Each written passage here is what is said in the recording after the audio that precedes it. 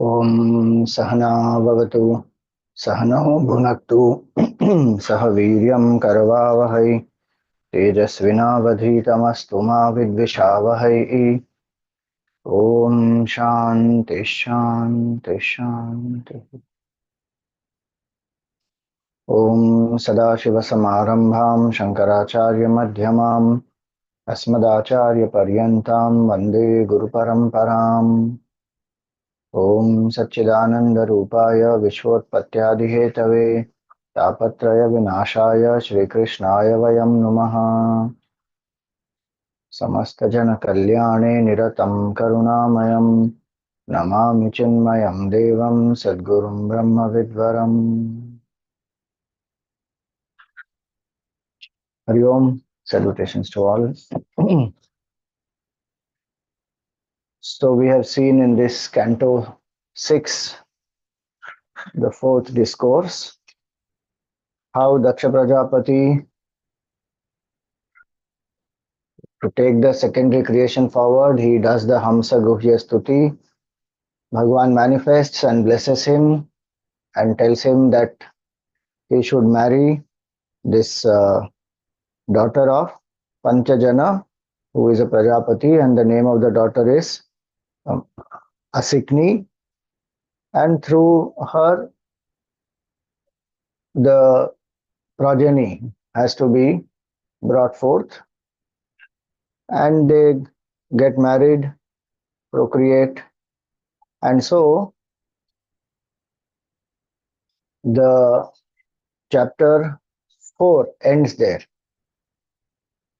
So chapter 5 now, when Bhagwan's Ashirwad was attained, then Shukadevji continues, Tasyam sapancha janyam vai Vishnu mayo pabrahmhitaha haryashvasanyanayutam putran ajanayad vibhuhu. So now, because of the power of Bhagwan's Maya, Daksha, through Panchajani, Panchajani's daughter is Panchajani, which is Asikni. He brings forth 10,000 sons known as Haryashvas. Now these Haryashvas, they are the sons of Daksha and Asikni. Daksha tells them that you go ahead and now it is your responsibility to bring this creation forward.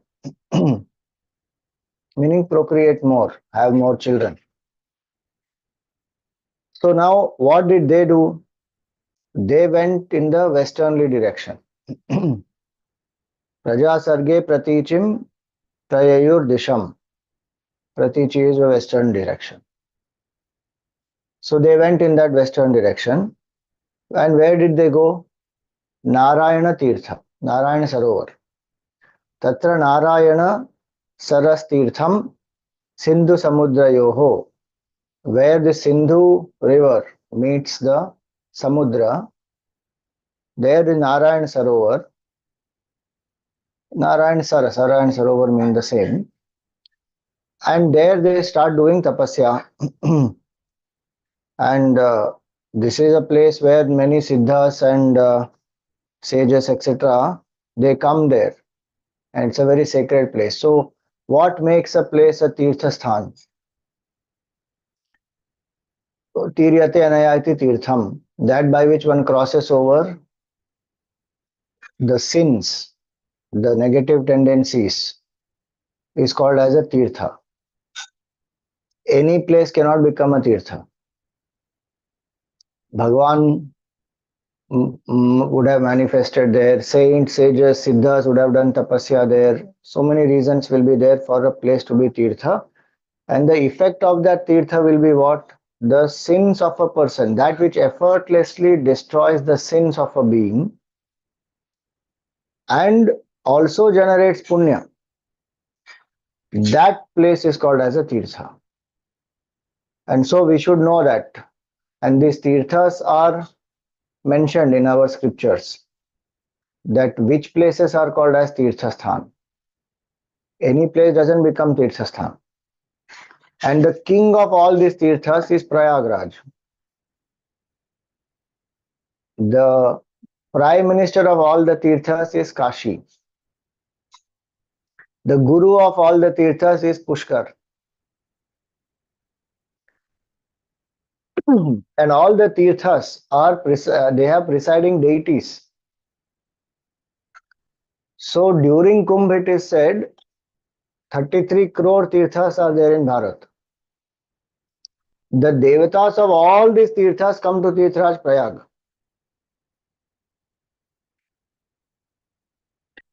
Today is the Magh Purnima. Kumbh Yoga will end today. Astrologically, because Jupiter will now move into the Kumbh Rashi, into the next Rashi. Jupiter is in Vrish Rashi or Mesh Rashi. That time when Surya is in Makara and Chandra also is in Makara, that time Kumbh, that's called Kumbh Yoga. So Tirtha is a place which will destroy the sins. Now see, we have to understand one more point. This Punya and Papa is Adrishta Phala. It is not known by us. It is not visible to us. It is not tangible. It is not something which is gross. It is a karma phala of our karmas based on our intention, based on karta bhav, based on what we have done, whether that karma is dharmic, adharmic. And so the uh, recognition of punya and papa, we know their existence also because of Shastra only. Without the description of the Shastra, we will not even know that there is something called punya and papa. And what leads to punya, what leads to papa, also the scripture says. And what will generate punya and what will destroy papa, also the scripture says. So if the Shastra says that you go to such and such place and you do the Tirtha Snan there, or you just have darshan of that place, or even you touch the mud of that sacred Tirtha, your papa will be destroyed. Then it will be destroyed.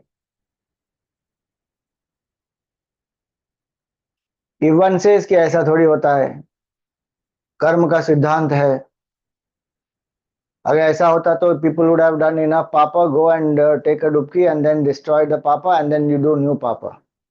This and all so-called logical people and so-called intellectuals talk like this.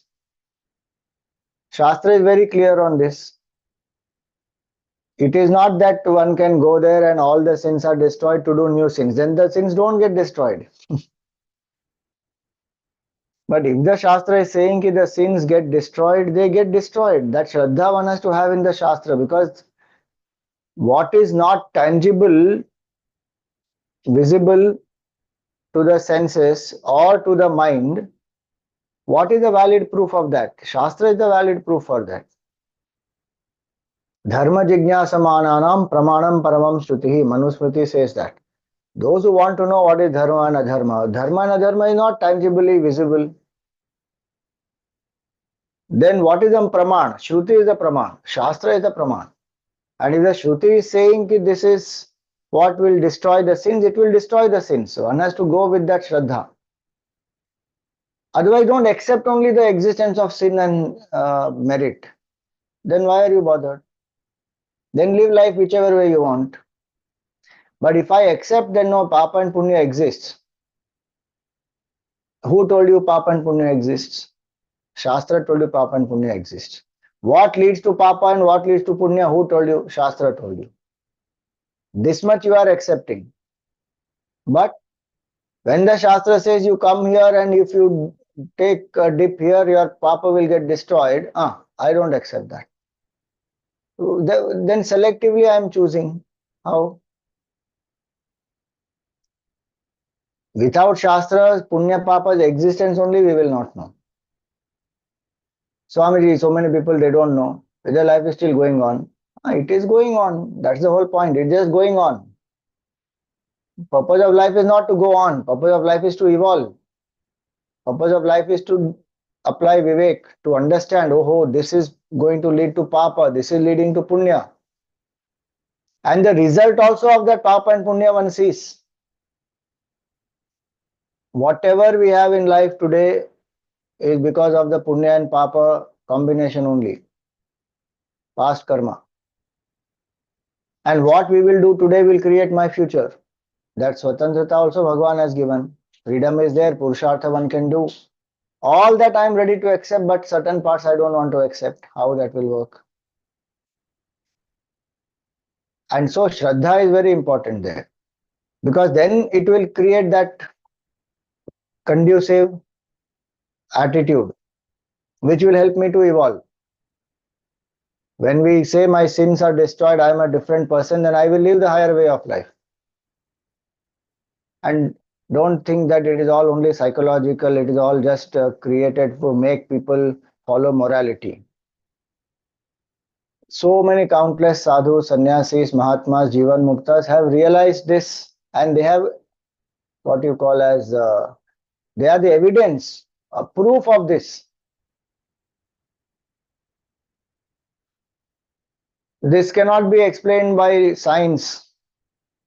And if one is stuck with that, saying everything has to be scientifically proved and experienced, then you stay at this level only. Because science only talks about gross world. Beyond that, it can't talk anything. This is all adrishta. This is in the subtle realms. Science can't even tell you about 5 subtle elements. Forget punya and papa, which is the result of the mind and the karma and so many other factors. What will science tell? It has its utility value in the gross world. Beyond that, nothing. अब वहीं पे अटके रहेंगे तो अटके रहो. Spirituality begins where science will end. Means what? Sthula Jagat is the grossest form. So Punya and Papa. I'm saying all this because this comes here now. And also so many people who have gone to Kumbh, and I'm seeing so many reels and all that coming up, appearing very intellectual, saying कि ऐसा थोड़ी होता है, पुण्य पाप नष्ट नहीं होता है. Just that you go there and you see the energy, the environment, and you feel so inspired that now you will be a transformed person, and new papa you will not do. But existing papa will not be destroyed. What nonsense. Why are you even spreading this kind of wrong notion? When the Shastra is saying it will destroy, it will destroy. You're not opened the Shastra and read. So many Mahatmas are talking about it, their experience, it is all that one is dismissing in so-called rational thinking, which will appeal to the modern youngsters. Are time-tested wisdom, you can present it in an inspiring way for people to understand as per changing times. But you can't compromise with the main principle. What is the use of going to Prayagraj then? If one is saying, punya will not be generated, papa will not get destroyed, just that you feel different now. That I can feel here also. No, energy is there different. That's why. Okay, then that energy is not there here. Now what will happen to my mind? Only for that much time that energy will remain, na Kumbh energy. So that all is very limited thinking. One has not thought through and not studied the scripture or understood what it is saying. Here Bhagavatam says that these children, they went, 10,000 children of Daksha Prajapati, they went to the Narayana and what is written there? Tadupasparshanadeva vinirdhuta malashayaha. Look at that. There he says so clearly that merely by taking a bath in that, tad upasparshanad eva, just by taking bath there, not only their mind was cleansed of all the impurities in form of raga and dvesha and all this papa karma and everything, but dharme paramahamsyecha protpannam atayopyuta. The desire for this, to walk the highest path walked by the ascetics, Paramahansiya Dharme. What is the way in which the Paramahamsas live with great level of vairagya? Even that desire came. Now, how will that desire come unless the mind is not purified? Now, if somebody asks a question that, oh, Swamiji, but how did they have papa karma? They are just born now. Are no jiva has first janma like this. Past karmas, they are there in earlier cycles of creation. Also, they must have been there. And now through Daksha Prajapati, they are born. Jiva is anadi. Jiva does not have a beginning. So even these 10,000 sons, they must have had some past. And so the Bhagavatam here is saying that their mind got purified. Upasparshana deva, vinirdhuta. Vinirdhuta means fully washed, cleansed, destroyed. What? Malashayaha. All the malas. Kama, Krodha, Lobha, Moha, Mada, Matsarya, all these impurities gone. And so they had not only impurities destroyed, but the desire to know the dharma of the Paramahamsas, meaning what is the path that the ascetics follow. That desire also arose in them. But they had been given a job. And what is their duty? The duty the father told them is you have to procreate and bring out children. Bring forth the children. Now we discussed this earlier also. In Bhagavatam, everywhere, wherever the child has to be brought forth, first that person goes and worships Bhagavan. Kardam Rishi also did that. Prachetas also did that. Here also you see this. Haryashvas, they are also doing that. Like that, so many places you will see. First they will go and pray to Bhagavan. Now they are doing this tapasya. And te pire tapa evagram pitrodeshena pitradeshena yantritaha. Because the father's command was there, they continue to do the austerity. Why do they do that? Because first and foremost, one has to understand that this is Srishti is Bhagwan's Srishti. Children who are born to me are born by Bhagwan's Kripa. They have their own baggage. And Bhagwan Srishti, Bhagwan only will carry forward. I am only a nimitta.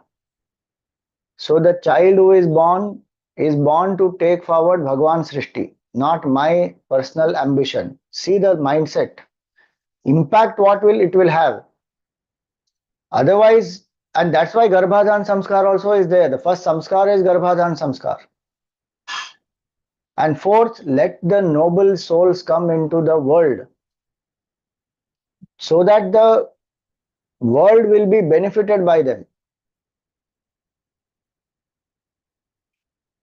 Now, if that is the clarity, just think about it. Will that already that person is devoted to Bhagwan? The child who will be born and the way this person will bring up the child, will it not be different? Otherwise, how much of mamata and possessiveness and attachment, my child it should be like this, my child should do like this, should not do like this, should become this only. It is, one is that child is born with Bhagavad Kripa. If one thinks that our Purushartha brings children, that is a very small part. Which jiva has to be connected to which one? Who decides that?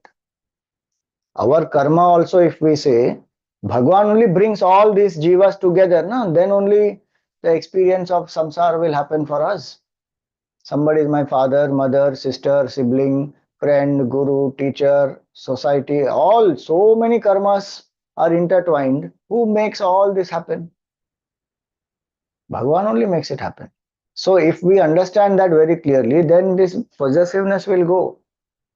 And if it has already been done before, the seed only in the mind is that this is by Bhagavad Kripa only this happened. And this child belongs to Bhagwan. I am only a caretaker. That's all. No attachment then. Do the best, leave the rest. Now, These children, they are doing 10,000 Haryashvas, they are worshipping Bhagavan.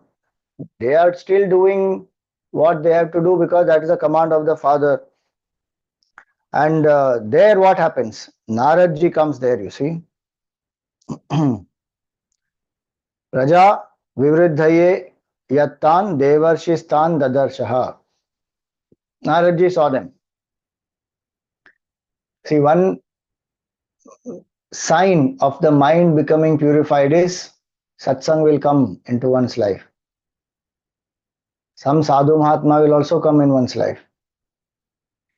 They are worshipping Bhagwan. They went to Narayan Sara and there they took a dubki and they are doing austerities. They didn't ask for any satsang sadhu mahatma to come, and Ananya Bhakta of Bhagwan Naradji himself has come there. Which also happens because punya karma increases, papa karma gets destroyed. Direct result is, you see this.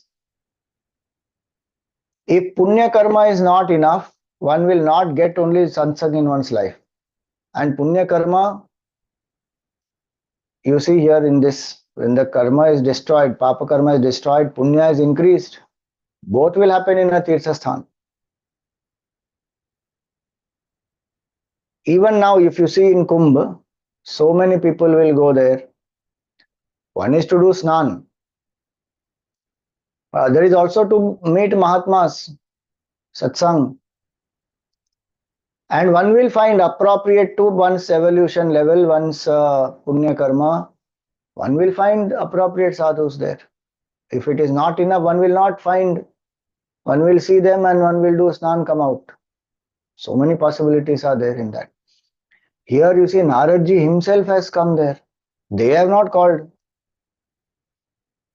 But when the papa gets destroyed, punya increases, then satsang comes into life. Then the desire to live the higher way of life, like it is given here, no? That dharme paramhamsya cha pra utpannam. It increases, it arises. Pure mind will have jignasa. Pure mind will want to surrender. Pure mind will want to realize the truth. Pure mind will be reflective. All these qualities you will see now in this Haryashvas. So, Naradji came there. Uvacha chatha Haryashvaha katham styakshyatha vai prajaha adrishtantam bhuvo yuyam balisha bata palakaha. Now Naradji will give them analogies. Very strange analogies he gives now. If you read this analogy, one will think, what is he saying? But these Haryashvas, they thought on this, reflected on this, and a very deep conclusion they derived. Very amazing. You see the analogy that he gives now. Naradji, he saw that they want to increase the population. So he says that first analogy he gives is adrishtantam bhuvo. You have not seen the end of the earth. How will you beget progeny? First analogy. Second analogy, he says,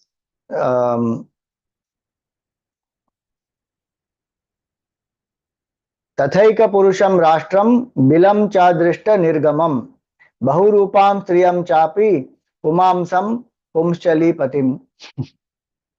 Second analogy he gives is,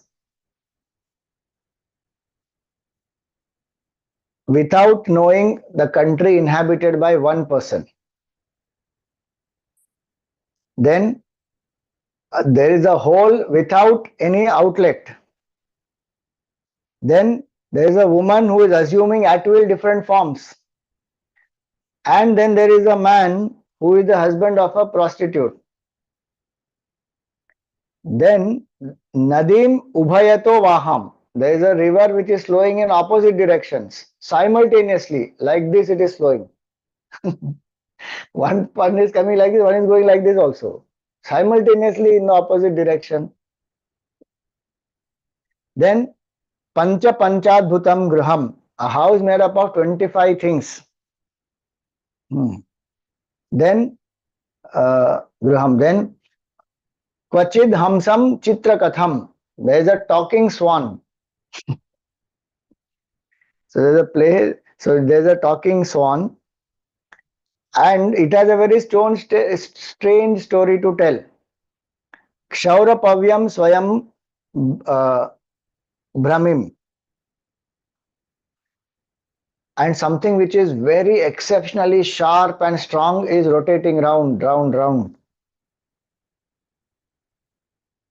above one's head. That's what he says. Katham swa pituradesham vidvamso vipaschitaha anurupam avijnaya aho sargam karishyatha. How will you follow the father's instructions when you don't know any of these things? Without understanding this, all these analogies, he said, how will you go ahead with this creation? If you actually think about it, what Naradji said, if if we have to just think and reflect on it, imagine what conclusion will we derive from this? You may think, kya hai ye? Because very weird things he has said here. Without going to the end of the earth, then a country inhabited by a single person, whole without a visible effect, woman assuming different forms, man who is a husband of this prostitute, then the river running in both the ways, then house built of 25 materials, swan at one place which is talking, which has a strange story to tell, and then something which is exceptionally smart which is going on revolving above the head. All these 8 things he has said. Now this Haryashvas, they start thinking that what he is saying is true. For each analogy they derive a powerful lesson. Now you see here, Shri Shuka Uvacha तन्निशम्याथ हर्यश्वा औत्पत्तिकमनीषया वाचकूटं तु देवर्षेः स्वयं विममृशुर्धिया. They started thinking. They said, what is he saying? It is true only. With their quiet mind, they started reflecting. When they heard these inspiring words from Naradji, they started thinking. Why? Because their mind has got purified. No, now. So, bhuhu kshetram jiva sanyam yad anadi nija bandhanam adrishtva tasya nirvanam kim satkarmabhi kim satkarmabhir bhavet. So they reflected and they said that not knowing the end of the earth means what? Earth is karma bhumi. It is the place to do karma. So bhuhu kshetram jiva sanyam. And in this bhukshetra, one will keep on doing karmas. Karmas don't have an end. Every karma will give rise to more karmas.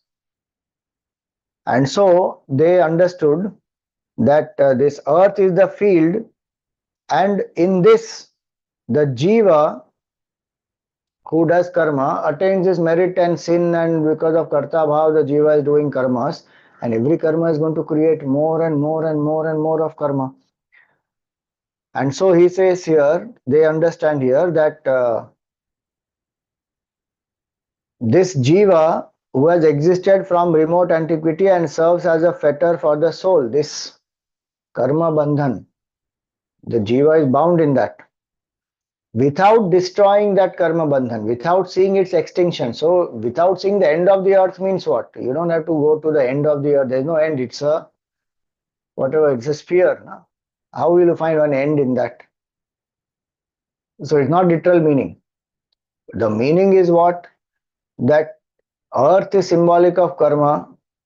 It is called karma bhumi, and the jiva is born here because of karma. And now the jiva is doing karma here. As a human being, one has a chance to create more karma or to get out of karmic cycle. So now they first think that, yo, this is what Naradji means, that we should come out of this karmic bondage. So the first analogy they have understood. Yo, this is what it is. Now this goes on. Now they will keep thinking like this for all the analogies and the conclusion that they will derive. So first analogy is done. Now, which is the country which has one ruler? Meaning one person. So the point here was the country inhabited by a single person. It doesn't mean again literally there is only one person staying in the whole country. So what does that mean here now? That Bhagwan is the first and foremost the only ruler of this whole world, the supreme ruler. And who is that Bhagwan? He is the witness of the three states of consciousness, three bodies, three gunas, and he is the one who is beyond all the three, the fourth state of consciousness where he alone, that truth alone is. See that. Eka eveshwarasturyoho Eka eveshwarasturyo Bhagavan swashrayah paraha tam adrishtva bhavam pumsaha kim sat karma bhir bhavet kim asat karma bhir bhavet asat karma bhir kim bhavet. What is the point of doing so many karmas if I don't know that Lord who is swashraya, who is self caused, who doesn't have any other cause, but who alone is, and who alone appears as the whole universe also. So there's only one Purusha. What is the use of what is the use of doing so many karmas and not knowing that Supreme Lord? So that is the next analogy that they have deciphered. Without seeing him who is eternally free from birth and death, what purpose can be achieved by man through useless activity? Asat karma is what he said. Now, useless activity it is. That is second analogy. Now, the third analogy. Puman naivaiti yad gatva bilaswargam gato yatha pratyak dhama vida iha kima sat karma bhir bhavet. See this whole portion from this verse number 11 up to verse number 19. These 10 verses. All the verses end with this last quarter. Kima sat karma bhir bhavet. What will we do with useless activity? So if somebody has great karma asakti, one should read this portion and reflect. These Haryashvas don't even have the asakti for karma. They are doing what the father wanted them to do. Okay, you bring forth children. But when they got the company of Naradji, satsang they got. Now see the impact. Father wanted them to have progeny. Now they are thinking, okay, what is the use of having progeny and increasing the samsara when I don't know the most fundamental things? Karma will lead to more bondage, and having got a human birth, I can exit out of karma. Not that it cannot happen with grahastha ashram. That's not the point here. The point here is thinking that what they reflected upon. Then the second analogy, which is that land which has only one ruler, one person, that is Bhagwan alone. Only one is appearing as the many.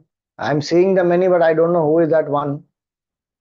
And who is that one beyond cause, beyond effect, the supreme ruler of everything, the witness of the three states, the fourth state of transcendence, that Bhagwan, I don't know, then what is the point? Then the third is the whole which has no end. See, that was the third, a whole without visible outlet. So what does that third analogy mean now?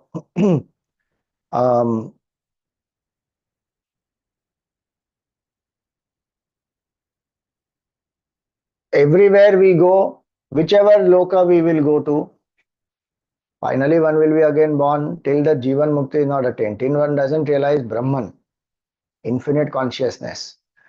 That is the Dhamma, going where there is no return. No outlet means what? Once you go there, you can't come back. That's what it means. Yad gatva na nivartante tad dhama paramam mama. Dvaitin will say Vaikuntha is that loka. Vedantin will say no, Brahman is that infinite consciousness, realizing which there is no rebirth again, there is no falling back into cycle of birth and death. There is no Janma Mrityu, there are no lokas, there is no Srishti, there is no duality. Finished. Brahman is ultimate. That is the whole without outlet. Then you go in, but you can't come out. Now, if we start thinking, what is that like that? It must be a black hole. Array, black hole may also things will come out actually. It's just that the speed is so much inside that, and so it appears that things get lost inside a black hole. Anyway, that's not a point here. Point here is that this is referring to Brahman. Brahman is that realizing which there is no coming back. So what is the use of all activities if I can't realize Brahman? So that is their conclusion here now. Bilam chadrishta nirgamam. So that was the third analogy. Then what is the fourth analogy here? The woman assuming different forms. Bahurupam Sriyam Chapi. Now, who is that woman assuming different forms?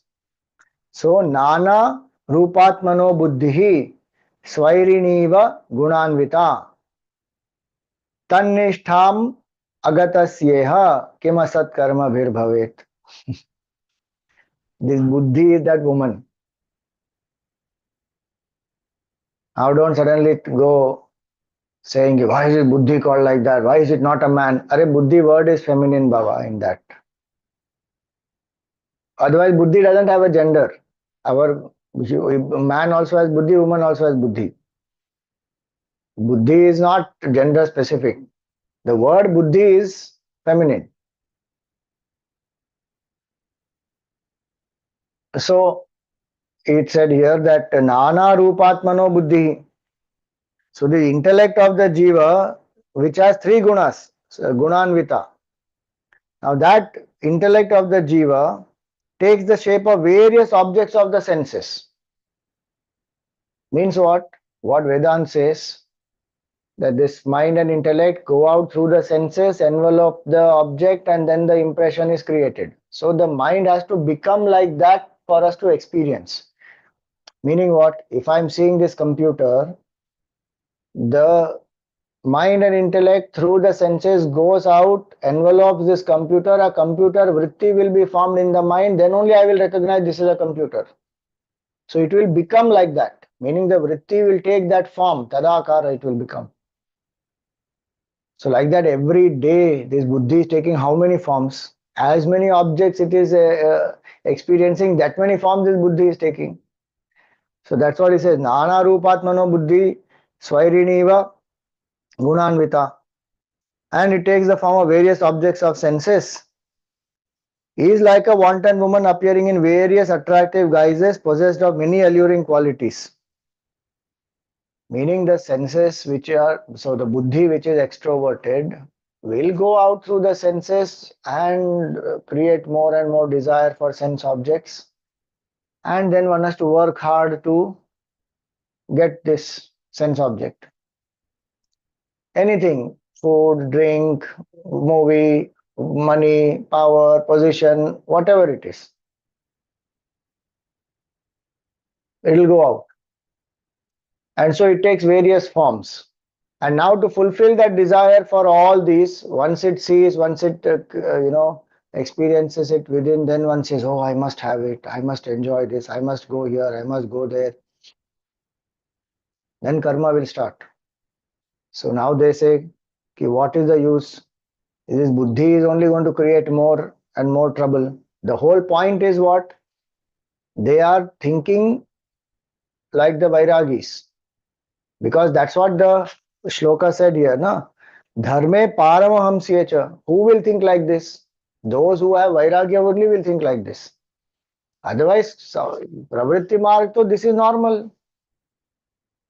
Happily one will engage in karma.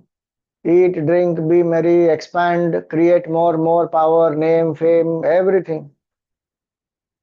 But they took bath in that sarovar. Their mind got purified and their jignasa to know what is the dharma of the Paramahamsas.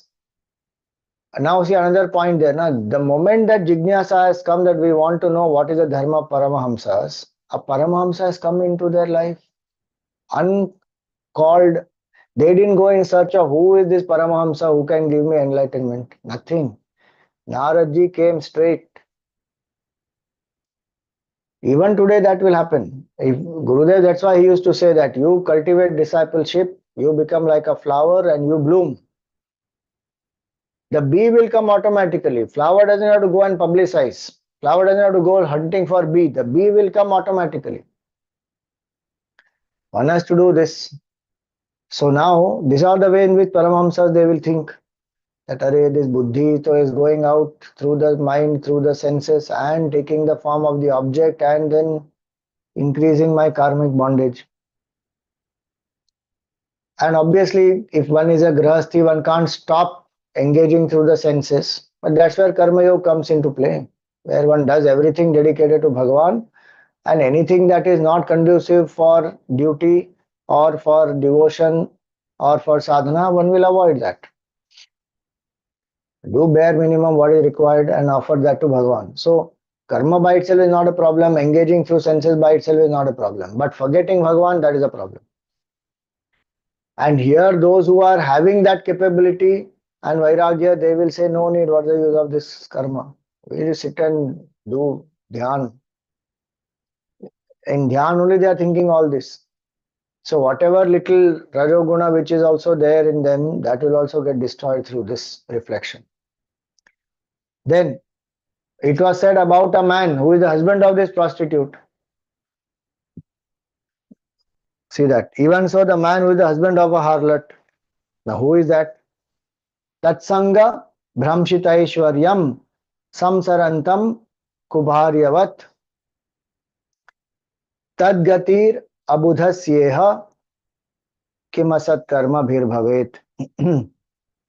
So they think that what is to be gained through these useless, indiscriminate acts of by the man who does not recognize himself as having fallen from his greatness through identification with such an intellect and follows like the husband of an unchaste woman its courses. Means I, the individuality, which has got identified with such an extroverted buddhi and who then goes out through the buddhi to keep on enjoying the world. He says, what is the use of this Jiva Bhav, Mr. So and so, who is identified with this buddhi? Then it was the next analogy that is given is the river that is running in both ways. So what is that river? Srishtyapyayakarim mayam vela kulanta vegitam mattasya tam avijñasya kimasat karma bhir bhavet. Just think what is the meaning here. River that is flowing opposite directions. Srishti and Aya. Apyaya. So Srishtyaapyaya Karim Mayam. Srishtyaapyaya means creation, dissolution. So one side creation, one side dissolution. And it is not happening sequentially. See that analogy. What a powerful analogy he has given. Huh? It is not that the river is running in one direction once and then another direction later on. No. It is running at the same time in two directions. Two opposite directions. One is like this, one is like this. Same time. Oh Swamiji, it must be coming from one side like this, one side like this. One tributary like that, one tributary like that. That is not the point here. The point here is Srishti and Vinasha is happening at the same time. In our thinking, this is sequential process. Srishti, Sthiti, Laya. Srishti, Sthiti, Laya. That is one way of understanding.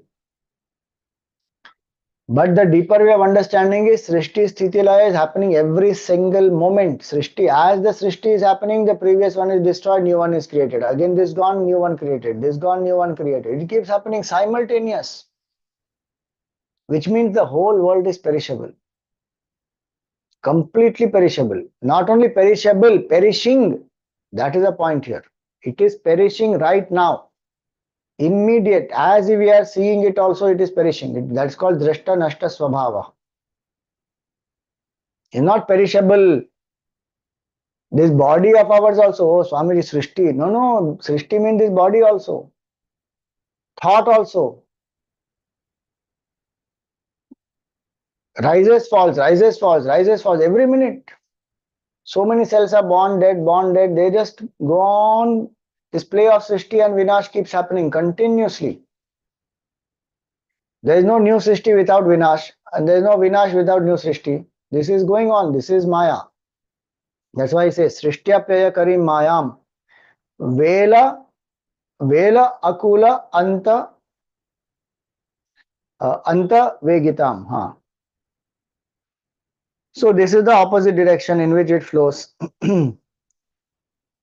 What can be achieved through useless actions by the man who is so forgetful under the sway of Maya that he fails to recognize the fruitlessness of this Maya, which brings about both creation and destruction, thus flowing both forward and backward, and acquires great impetuosity in the shape of unusual outbursts of anger, pride, all this. Near the ghats and the banks of its stream. See, that is the thing. Mattasya tam avijnasya. Now, again, caught in this cycle of Maya, in this Srishti and Laya. The Jiva who recognizes that the Srishti and Laya is happening every minute, and I, the witness of it, is changeless, destructionless, that Jiva is freed. But if one identifies with the BMI, then one is a part of that river. Then this cycle will continue for that Jiva. So that is the next analogy. Then what is the house made up of 25 elements? Panchavimshati tattvanam purushodbhuta darpanam adhyatmam abudhasya iha kimasat karma bhir bhavet. Very powerful each one analogy. One goes on reflecting, one will definitely get vairagya. So this is referring to Sankhya. 25 tattvas. In that, the Purusha is the mirror. So when it is said here, na, Adbhuta Darpanam, Purusha Adbhuta Darpanam. Purusha is the fascinating mirror of the 25 categories which make this human personality, which is what? The Jivatma, then this Avyakta, then this Mahat Tattva, then the Ahankara, then the 5 subtle elements, then the mind, then the 10 senses, and the 5 gross elements. All these 25 tattvas. So this house, means this body, is made up of these 25 aspects.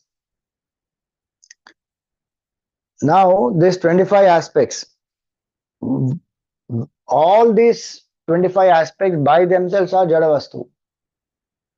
They cannot function on their own. They function because of Purusha. Sankhya will say Purusha is subservient to Prakriti, and Purusha in each Prakriti is different. But Vedanta says no, Purusha is the untouched, unaffected entity whose power is Prakriti, and this Prakriti by itself is Jadavastu. It becomes enlivened by Purusha, and hence the Purusha and hence the Prakriti is able to function. Now, not knowing that Purusha, even identifies with Prakriti, Prakriti by itself is Jadavastu, it is perishable also, perishing in fact. So what is the use of karma, getting identified with this, not knowing the Purusha? So that's the point there. Because this body is only a collection of cause and effect, meaning the body is made up of 5 elements. 5 elements is made up of subtle 5 elements. Subtle 5 elements came from Prakriti. Prakriti is the power of Purusha. Now that Purusha I don't know. The ultimate cause, causeless cause, that I don't know.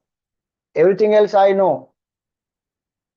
That also we know we only if we come to satsang. Otherwise, who knows? We only know this physical body, that's all. That there is a mind, intellect, memory, ego, nobody knows. Till we don't come to satsang, we won't know any of this, because they don't tell us all this in any other subject.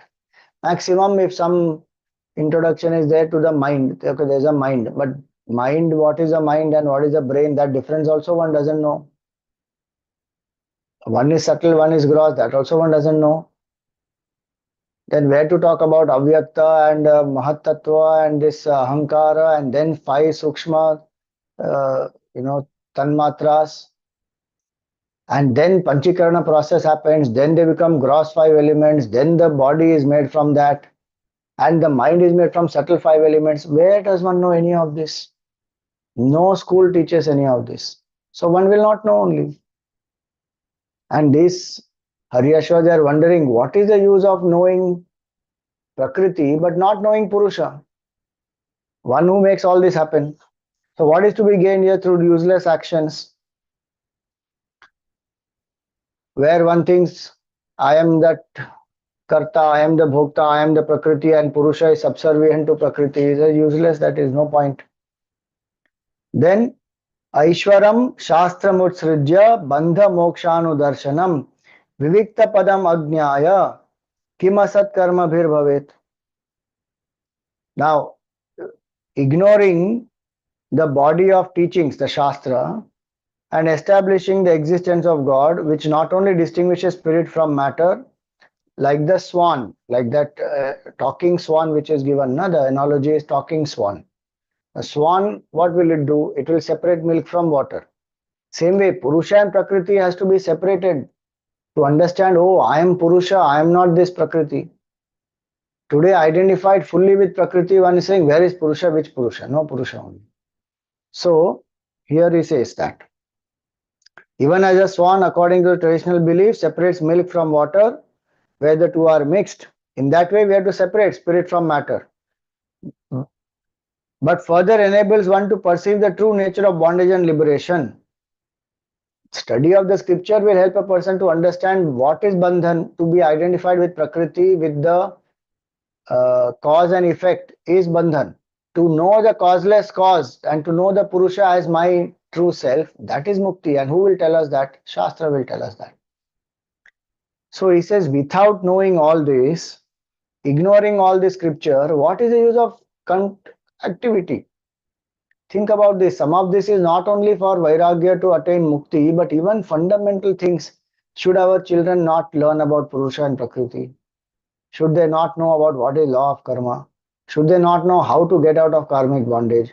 Should they not know that this buddhi can be used to achieve realization also, or to increase our karmic bondage?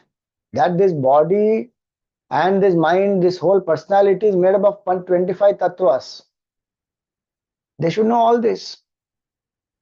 A mukti is a different point. Even fundamental knowledge of this, if it is there, then one knows how to handle oneself and one's life. Otherwise, today what is happening? None of this knowledge is there. More and more desires are being fueled in their minds, and tremendous pressure. Everybody wants the child to become successful and become the topper and go-getter and all that. And the pressure is so much. People are getting into mental health issues, depression, drugs, suicidal tendencies, all that. And to get out from that, maximum what will one do? Go learn some kriya, do some yoga, do some pranayam. Oh, I feel so good, I feel so transformed. No doubt pranayam, yoga, everything will help. But knowledge chahiye, clarity chahiye, purpose has to be clear. The deeper aspects of my personality should be clear to me. Then I can walk the path. My goal must be clear to me. What is mukti? That only is not clear. If I just want some temporary relief from stress, worry, tension, anxiety, that can only be a temporary little step. Main goal is what? That comes through clarity, this knowledge, studying the scripture. Such a powerful line it is, na, that Aishwaram Shastram Utsrujya. Today, to Shastra Utsrujya, one is taking pride in that. I don't believe in the scripture, it is age old, I am scientific, modern outlook, wow, wow, wow. Solution तो है नहीं for all the modern challenges which are there. Most of them have risen because of the lack of clarity. Why lack of clarity? Because we have not opened the scripture. Even all this, how much one depends on opinions of people, and that also people who have half-baked knowledge. And one is leading life based on that. Look at that. One doesn't even know which book to open and read for which purpose. If I want to know the Mahima of Tirtharaj Prayag, which book should I open? One will not know. Even I did not know till some time back. Then we start finding out, read, so many Puranas are there. Skanda Puran gives, Varaha Puran gives, Matsya Puran gives full Tirtha Yatra Mahima, Prayagraj Mahima, all that is given beautifully. Then we'll understand, oh, this is what it is. Who gave the name Prayagraj to that place? Think. Shivji and Vishnu Bhagwan have named that place as Prayag. Because countless yajnas Brahmaji has done there. And it will elevate the jiva, give mukti to that jiva. So much dan, dakshina, punya, everything, when one has done there, yajnas, etc., one has done, one will get that much of punya. And it is a Tirth Raj. The blessing of going to all the Tirtha sthans one gets by going to Prayagraj. And the Shastra says even that level that if one does not go to Prayagraj and goes to every other Tirtha sthan, one will still not get mukti. That's the Mahatmya of Prayag. I'm not saying in Kumbh only. I'm saying in general, Kumbh, Prayagraj Mahatmya, it is said. That's why it's called the Raja, Tirthraj Prayag. Now, which book to open to understand what? Where is Kumbh mentioned? Which yoga, Kumbh yoga it is called? Like today, Kumbh yoga will end. How do we know? It goes on up to 26 February this year because of Mahashivratri. So it has been decided to do up to 26, but Kumbh Yoga will end today. Oh, Swamiji, but I am going afterwards to do. Will I not get the benefit? Are you will still get punya because Ganga ji is there, Triveni is there, Prayagraj is there. Go and do the japa, do the sadhana, do the snan. But be clear, Kumbh Yoga is at certain time. Don't get carried away by anything that people are saying. 1 month is that Kumbh Yoga time. From that Magh Purnima to this Paush Purnima. 1 month. Because Jupiter will be in that,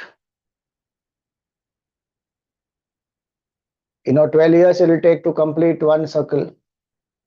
And that sun will be there in the Makar Rashi for 1 month. Then it will change. And that astronomical positions of Jupiter and Sun, that determines the Kumbh Yoga. So we have to be clear. If we ignore the Shastra, then all kinds of confusion we will end up in.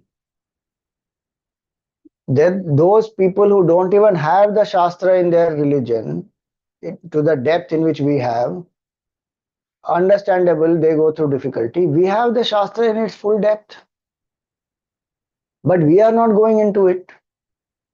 So when he says here, no, ignoring the Shastra, what is the use of so many activities? We have to think for ourselves also. Last one here. Kala Chakram Bhramit Kala Chakram Bhramistikshnam Sarvam Nishkarsha Yad Jagat Swatantram Abudhasyeha Kimasat Karma Bhir Bhavet. What is that chakra that is going round above our head? That is Kala Chakra. It has sharp razor. It is going on from the moment we are born, that time has started, and steadily it is taking us towards death. It is body. So he says here that What will be gained here through useless actions, whose fruit is swept away by the ravages of time, by him who has no knowledge of the wheel of time, which is ever revolving, sharp-edged and independent and destroys the whole creation, and who resorts to various activities under the belief that their fruit is eternal. Kala Chakra destroys everything. Karma Phala also will be limited. That will also end. Body also will end. We live as though we never are going to die, and we die as though we never lived. That is Kala Chakra. The play of Maya is like that. So all this now he has reflected upon this 10,000 children. All of them, they have reflected upon this. And what has happened now? Because they have reflected in this way, how can he who does not know the precepts of his second father, the Shastra? Shastra is the second father. That's why one more analogy given here. When one has not heard the Guru and the Shastra, and one is not following these, then what is the use of so many activities? That is the point here. And how can he who does not know the precepts of his second father, the Shastra? Why is the Shastra called a second father? Because the Guru and the scripture will initiate that student into the Janevu Samskar, and that person is called Dvija. The second is twice born. Once the Janevu Samskar, when the Upanayana Samskar is done, then the person gets the ability and the eligibility to study the Shastra and the Veda. Parents will give the first birth, the physical birth. The spiritual birth is given by the Guru, and that's why the Guru is considered father. When we say Tvameva Mata Cha Pita Tvameva, it is called it is because the Guru is the father. And that's why there are two paramparas. One is Bindu Parampara, one is Nada Parampara. What is Bindu Parampara? Through the Bindu, through the physical conception, the physical birth we have attained. That is the parents, the parents who have given birth to the body. Nada Parampara is the Guru who initiates the student into the Gayatri Mantra. Then chanting that mantra, one prepares the mind, studies the Shastra, and gets out of the cycle of birth and death. That's why the Guru and the Shastra are so much more one gives importance to and surrenders to. So he says here that how can one who does not know the precepts of his second father, the Shastra,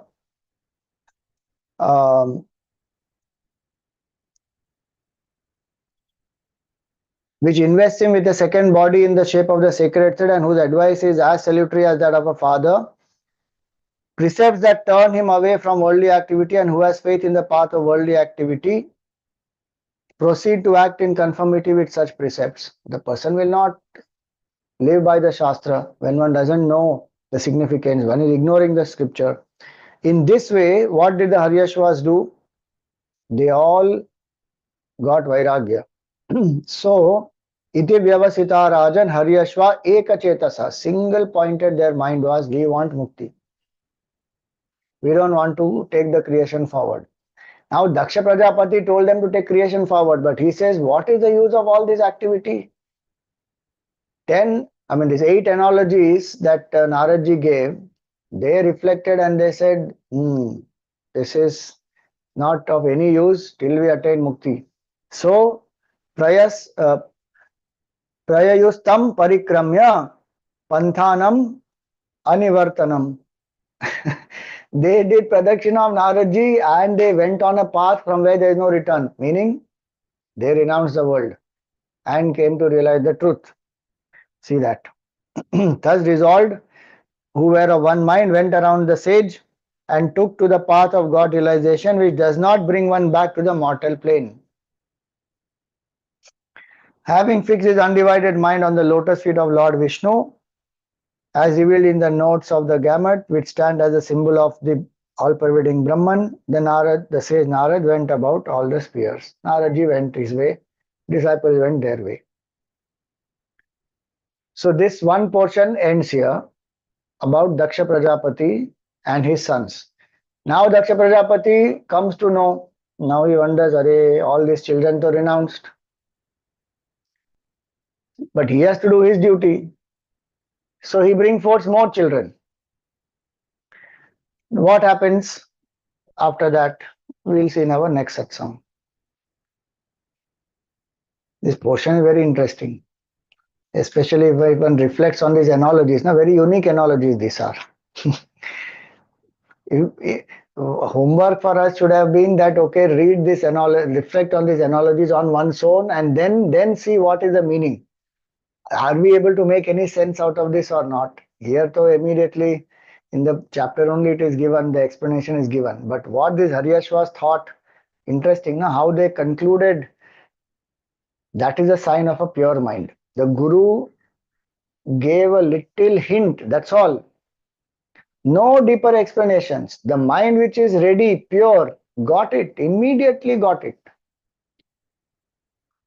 And acted upon it also, renounced the world.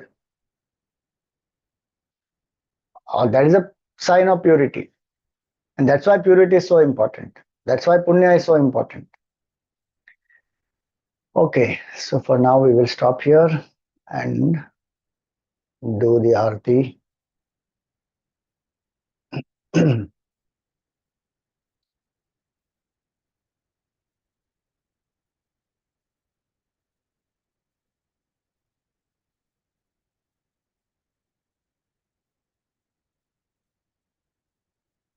प्रिया प्रीतम की मंगल प्रीति रीति धूम की मंगल कांति हसनी दसनन की मंगल मुरली दीना धुन की मंगल आरती मंगल बणिक त्रिभंगी हरि की मंगल सेवा सब सहचर की मंगल सिर चंद्रिका मुकुट की मंगल छवि नयन में अटकी मंगल आरती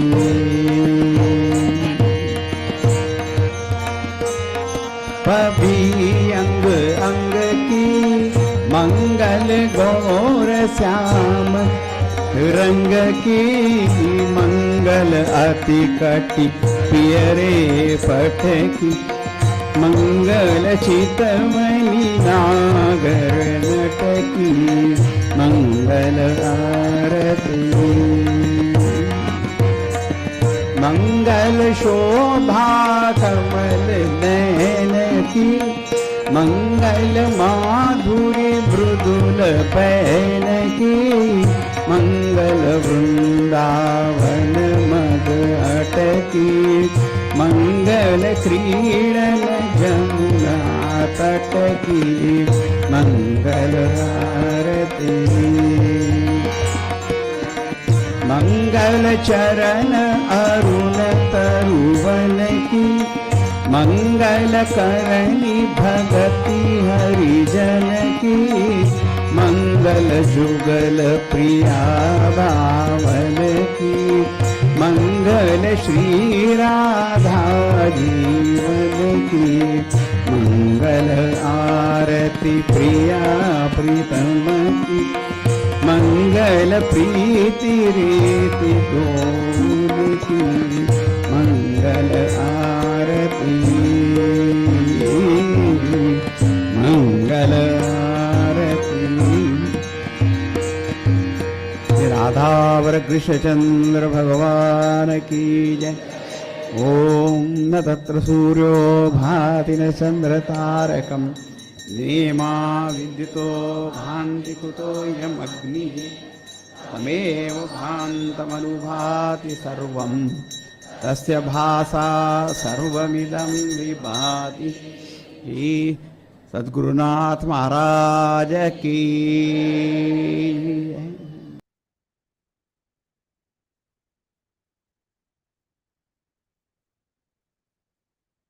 Yes, Jyotsna ji. Swamiji, when they say that you should separate from Purush and Prakriti, is that when you realize Purusha, the self, you are free from the bondage of death. Like in so many scriptures, we read that you are freed from the bondage of death. Is that what it means to be able to realize the self and distinguish between Purusha and Prakriti? So that's the result of distinguishing between Purusha and Prakriti, freedom or mukti. Uh, the distinguishing or the separation means to understand that Prakriti is not me, I am Purusha. Today I think I am the Prakriti, this body is me. Body is actually Prakriti, it is not me. So to Okay. understand that difference, that is called discrimination. Like if one says, ki, okay, this bottle, now one thinks I am the bottle. To know clearly, the bottle is different from me, I am different from the bottle. That separation has to happen. Right now, this has got mixed up. Now I am thinking of myself as a Prakriti and I don't know who is a Purusha. So I have to separate out. No, this is not me. This is Prakriti, which is Jadavastu, which is Vikari. I am Avikari, Avinashi. I am Purusha. That is the discrimination. That is Vivek. Atma Anatma Vivek, what we call that. So once you do that, Result self, of you that will. will be Vairagya from Prakriti and then realization of the Purusha, and then the result of that is freedom from cycle of birth and death. That's what they keep saying in the Upanishads and all, that if you do this, you will get over the fear of death. There will be no bondage. Correct. All those terms they use is basically means this only. Correct. And Swamiji, if one goes to the Paragraj, the Triveni, now the Sangam, is it okay or one should go now later since that main Kumbh part is done? Now the Mahakumbh is over. See, the Kumbh Yoga is over. If Hmm. you want to go now, you can still go because there will be some sadhus, Mahatmas who are still there. You will meet them, you can have satsang, or you can see how the people come, you see the Shraddha of people. At any other time, one goes, one doesn't see this kind of a gathering. So, gathering will be on up to 26th. Many Kalpavasis will finish their Kalpavas today and they will also start leaving. And so, relatively, the overcrowding that is there because of today's last Amrit Snan as well as tomorrow by the time people leave everything. So that overcrowding will not be there, but still there will be quite a few people who will be there. So if you still wants to go, one can go till 26th March, no problem, one can go. But Swamiji, they say it's terrible, the stampedes, the people, it takes so long to reach the. I am telling you, all that is just hype of people, that's all. You go Okay. and see how many people have gone there, then only have understood. And Okay. Stampede was also, apparently there was a conspiracy just to bring a bad name. Okay. It is not that the organizing is not good. I've been there. I'm seeing. I'm 6 days. I was there. Mauni Amavasya, the main day of Snan, I was there. The morning Okay. when that stampede happened in Sangam, Hmm. that is a different point. I was there in Mauni Amavasya day, and I went to the nearest ghat that where we were staying. There was no such chaos and nothing. Beautifully organized. Everything is. Yes, crowd is there. We should be patient. That's all. What else? And there should be little, there will be little bit here and there, some amount of group which is going. You won't have full freedom all the time. You will be between people, but that's a small portion when you're crossing a bridge or something like that. Otherwise it's vast, it is such a vast place. Aram se you keep moving. And in so many days everything has happened so beautifully except that one incident, whatever had happened. So don't get scared with all this. Government is doing whatever best they can. People also have to cooperate. And there are a lot of people who are coming with Shraddha. They are putting up with difficulties, whatever they go through. But they are not complaining. We people who are in the cities, we are only sitting and thinking all these things. You look at the villagers, so many of them who come there, what Shraddha they have. I really hats off to them, Baba. They come with everything. Many of them, they carry their blanket, bed sheet, stove, raw material, everything. And they come, they stay out on the banks, ghats. They put up their blankets and they are sleeping out in that cold and early morning getting up, cooking for themselves, and then they go take the snan and then they go back. None of them are complaining anything. You listen to most of them, they are saying, Aisa kumbh to humne dekha hi nahi. And so many elderly people and all are coming there. So, nothing wrong in having caution, but don't get scared. If we are ready for some little bit of patience and forbearance, beautifully everything goes on. So it's one should make an effort to go now before the 26th of February. If you have already done any bookings, etc., then you go there. If you have No, I'm not, not. then don't worry, because if you don't get bookings right now, don't struggle and go there. If you're getting in, then go. Okay, otherwise one can go another time later. Like you're saying, this is the Are main. this Kumbh will keep coming every 12 years. Right. There is Okay. no proof of 144 years and all that. There is only 12 years ka Kumbh, that's all. Uh, Okay, so but even if one goes 2 months later, it's okay if one can't go now. yeah, anytime you can go to Tirthraj Prayag. That to Mahima of Prayagraj, Mahima of Gangaji, Mahima of Triveni Sangam is there 24 by 7, 365 days. Only Okay. this coming together, that collective energy and the sadhus and the satsang and that kind of a thing is not there.